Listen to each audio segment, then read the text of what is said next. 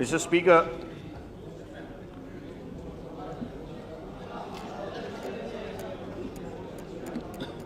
I would not like to go into the post-mortem as to the explosion. But I think so, we have to look at the situation which is going to develop after the explosions have taken place both in India and Pakistan.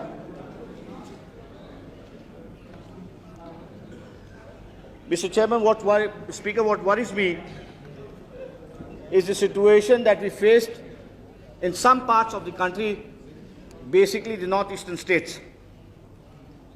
We have made China as a target. We have made Pakistan as a target. We have said that there is an internal and external security problem with us. This explanation given by the Prime Minister, I think so, is unsuitable, unconvincible, because even in last time when they were in power for 13 days, they had made recommendations, they had made efforts to go in for a nuclear explosion. Had they been 2 days more in power, I think so we would have an explosion during those periods itself. So what has been projected today as a security angle, I think so it doesn't have any relevance. But basic relevance which I come to is the theory which is being followed by the RSS.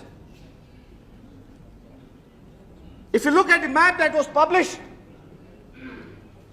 in 1950, when there was an agreement between Sardar Vallabhbhai Patel and then the RSS president, there was an agreement that they will be released on the 26th of January 1950. Everybody was released and a book was released at that time. Even the map of the world was published in that book. And in that book, name of Pakistan was missing. The border of India was shown to be touching up to Afghanistan. May I know from the Prime Minister, everybody has said that when he was in 1979 in China, he made efforts to normalize the relation. Yes, he made efforts, but at the same time, Mr. Atal Bihari Vajpayee had to leave China because China had declared a war on some other country. May I know from the Honorable Prime Minister, when you are looking at China, when you are looking at Pakistan, why are you making China as a target? Is it a sort of a personal revenge that is being made? If that is so, then I have my own doubts as to what we are going to achieve. I know the whole international scenario is going to change now. As soon as India has exploded, Pakistan has exploded. There are other nations in the world who are going to do the same part. And a new situation which is going to arise by it, the NTP and even the CTBT will have no relevance as such. In that situation, how we look at the things. Secondly, I would like to know from the Prime Minister that Pakistan has already declared that it's an Islamic bomb. And we know from the reports that are being emanated, not from today, but for the last many years, that the Gulf countries have been making an effort to develop a nuclear bomb, a nuclear weapons in that part of the country, because after the end of the Cold World War, there are new theories are being circulated. And those theories that have been circulated are that the next, if there is a world war, it might be either on the issue of water or it might be either on the issue of civilization. The opening spokesperson from the ruling side, Mr. Jagmohan, referred to civilization. And I don't know what he means by civilization in this country, because we have many civilizations in this country. And when he thinks of the civilization, and as we know what RSS has been thinking, Whether he's thinking of a Muslim civilization war with a Hindu civilization war, but that is clarification which I would like to know from the Prime Minister as to what he's going to do. The movements and the information that I have been getting right all along are very disturbing.